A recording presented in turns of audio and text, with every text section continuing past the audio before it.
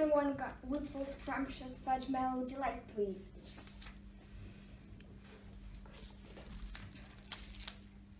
They're not for fun people. I know. Fortune ticket. Come on.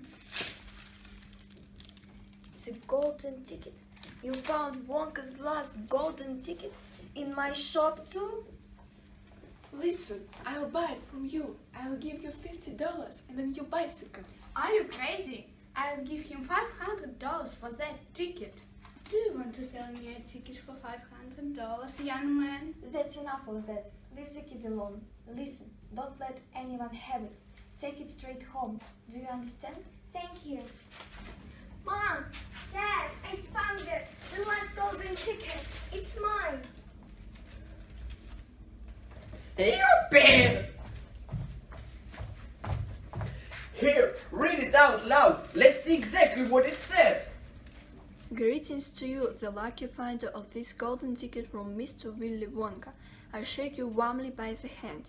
For now, I do invite you to come to my factory and be my guest for one whole day.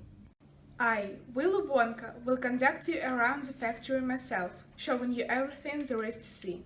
Afterwards, when it is time to leave, you will be escorted home by possession of large trucks, each one filled with all the chocolates you could ever eat.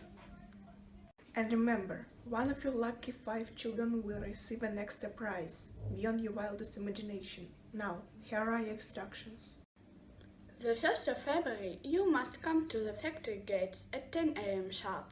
You're allowed to bring one family member to look after you. Till then, Willy Wonka.